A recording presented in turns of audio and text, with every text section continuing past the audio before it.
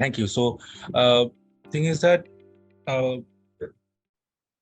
probably in my words, probably where I would be most concentrating is from the point of view of hyperphagia. So, or the overeating syndrome, which one of the characteristics in case of any Prader-Willi patient.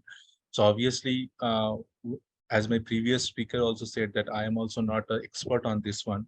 But anyway, from the different scenarios, whatever we have seen in the different caregivers and medical professionals in India, I will try to explain it from Indian point of view. So first of all, I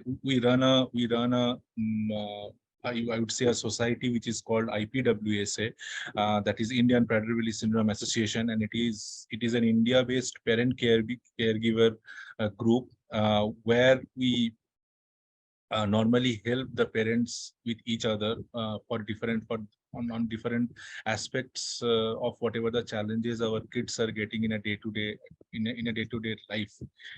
And on that, we have actually graced that few of the doctors and a few of the medical fraternities has also joined our group, so that we can help uh, the Prader-Willi syndrome kids and the adults in the different challenges what they are getting in their lives. So obviously, one main thing is that it is a rare disease syndrome. So obviously, in India, wherever we are lacking as a country is the awareness within the people. So obviously, it starts with hypotonia, hypergonadism, then development delays, hyperphagia, uh, uh, challenges. Challenges of anger, uh, all these things, right? So what problem is that whoever is the caregiver are there. So in India, there is no specific homes or a kind of association is available where the elder kids are already staying, or they are getting accommodated. So there is no specific arrangement has been made either by the public, private, or the government organization. So that is why probably they have to live with the other uh, disabled person, and there is a problem. So obviously, in those cases, whenever a Prader-Willi kid is trying to set up their lifestyle with other rare diseases, it is getting very much complicated for them, because in many of the cases they are probably a bit superior than them, and in many of the cases like food and other things, there should be a proper governance required, which in India we lack.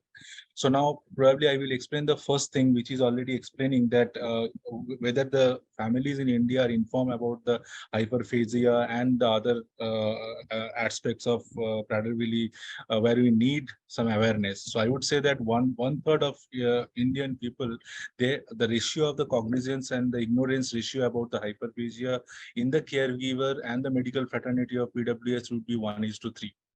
Even if many of the medical professions, they also doesn't know that how to treat this hyperphagia part of this Prader-Willi syndrome affected kids. So, and the main gaps where whatever we having is mostly three. Number one is the lack of cognizance and unavailability and lack of availability of the informations, that how should we feed our kids. Number two is the non-acceptance of the controlled lifestyle. So what happened when a Prader-Willi kid takes birth? Then obviously, due to low muscle tone, the movement restrictions, and development delays, they feel that the kid has gone weak, and what they used to do as per the normal procedure of India, they used to feed them more so that they can gain strength. But it is actually a negative impact, which would be happening for the kid in the long run, because as their food assimilation power is very low. So in time they will gain weight, type B diabetes, then it can result into the fatality as well. And in India, we have cases where due to overweight, this fatality has happened.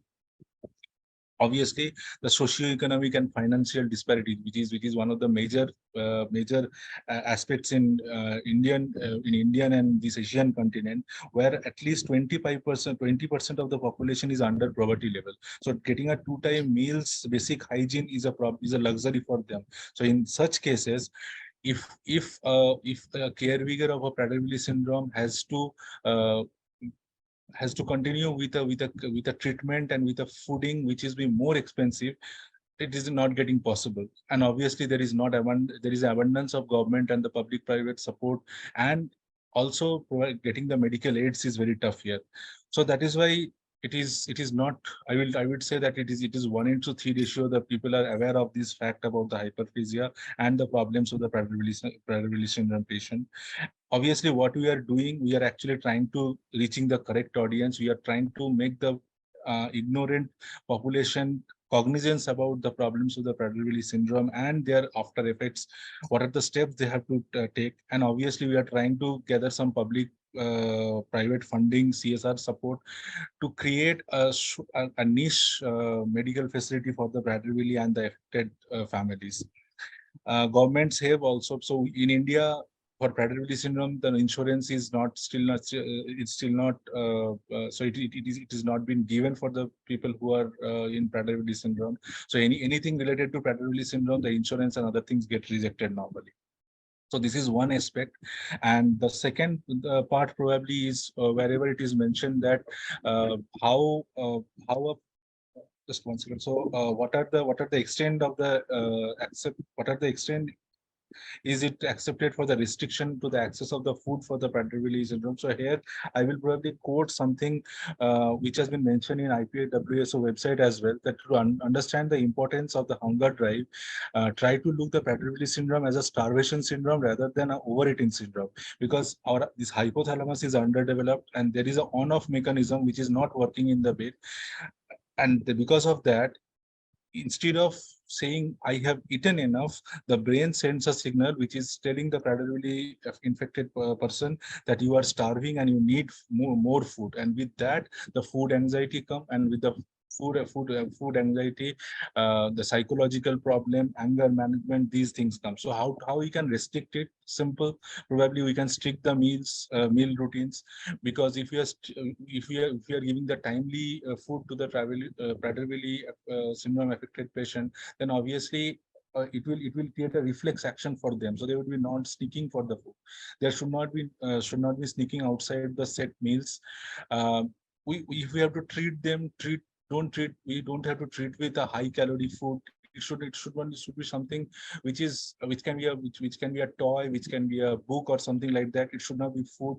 And rules such as not helping and you should and the rules such as not helping yourself to food, no second helping at the meal time, are also a good practice.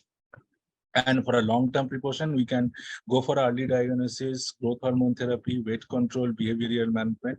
So probably that can be the process to restrict the food from a Prader-Willi infected person. That's all from my end. Thank you for your time.